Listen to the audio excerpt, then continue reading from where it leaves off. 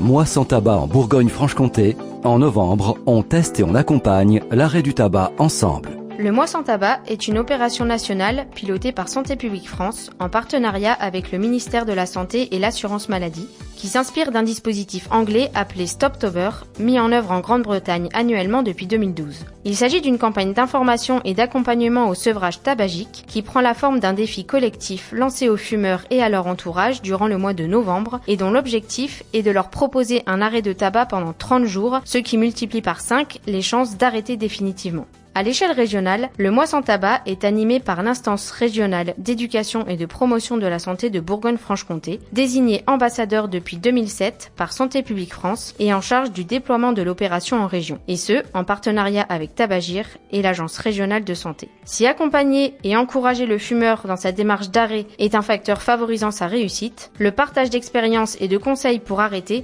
apparaît comme une plus-value pour accompagner ses chances de succès. À ce titre, l'IREPS Bourgogne-Franche-Comté accueille Véronique Bessic, ancienne fumeuse, qui vient témoigner de son expérience. Bonjour Véronique. Bonjour.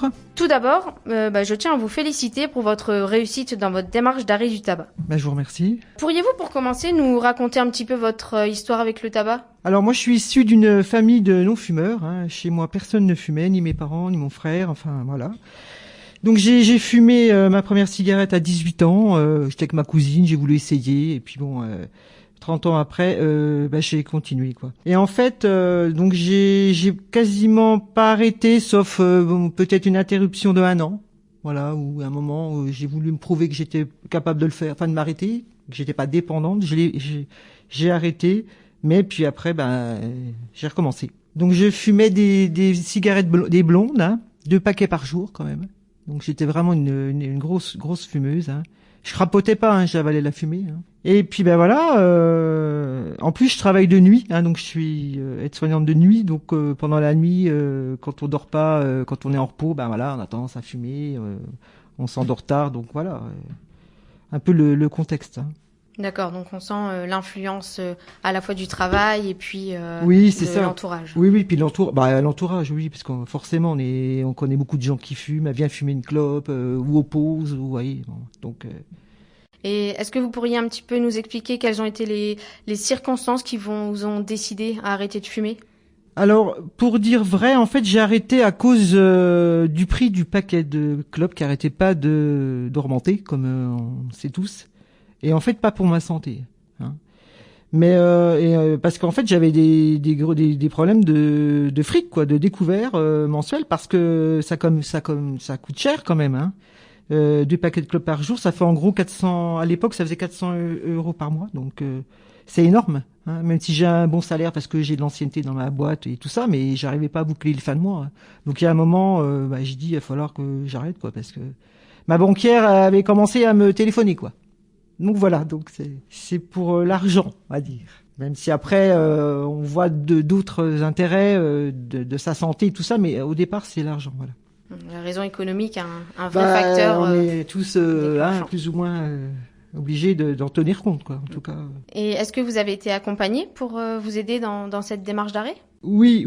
Alors j'ai arrêté d'un coup, ça m'a pris, j'ai dit j'arrête. Ensuite un petit peu à tout ça. Donc le 22 mai 2018, donc c'est une date évidemment qu'on n'oublie pas. Donc je suis allé voir mon médecin. Et puis traitant, j'ai discuté avec elle. Elle m'a dit écoutez, si vous voulez, vous pouvez adhérer à une association qui peut vous aider, qui s'appelle Tabagir, donc à Auxerre.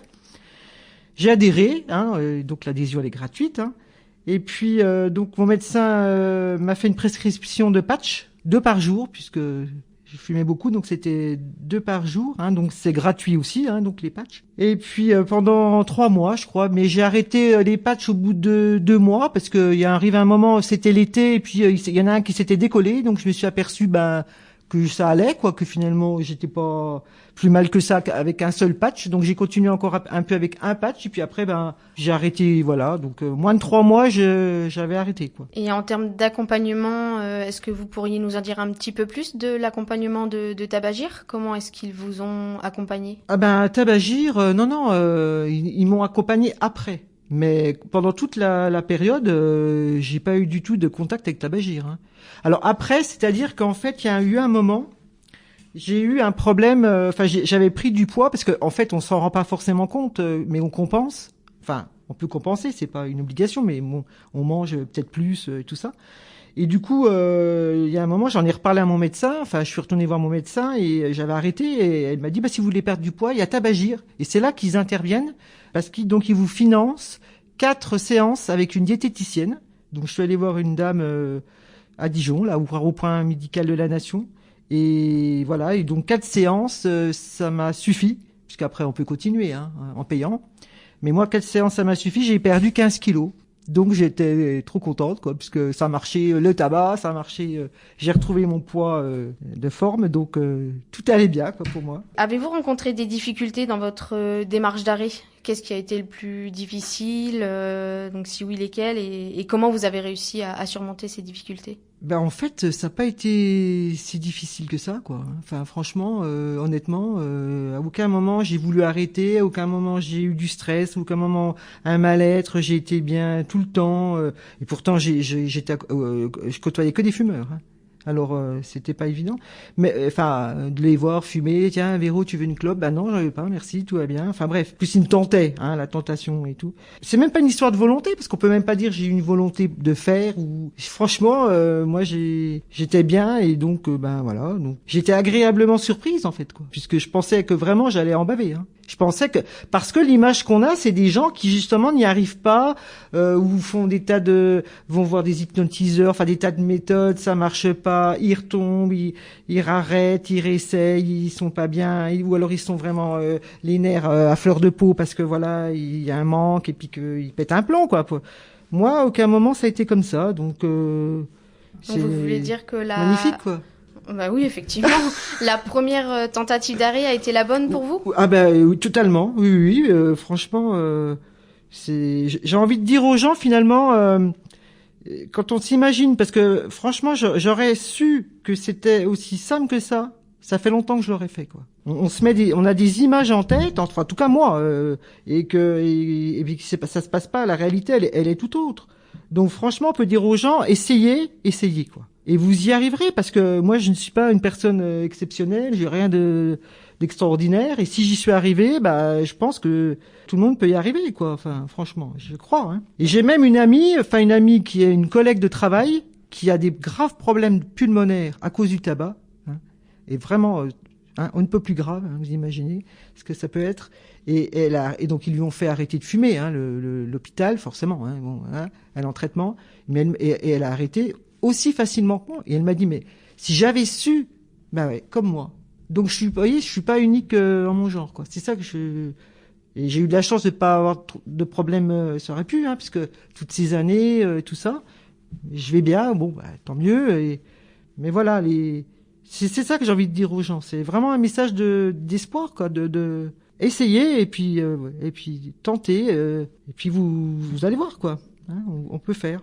Et cette réussite lors de votre première tentative, donc pour laquelle je vous félicite vraiment, Véronique, est-ce que il y a des leviers qui vous ont permis d'arriver à arrêter de fumer du premier coup? Non, je crois que je voulais y arriver, donc j'y suis arrivé, quoi. Enfin, je veux dire, je m'étais fixé un objectif, la volonté, puis je voulais surtout ne plus avoir de problème d'argent, quoi. Enfin, je veux dire, et donc à partir de là, quand on veut quelque chose, on peut et on y arrive, on se donne les moyens d'y arriver, et c'est dans sa tête, en fait.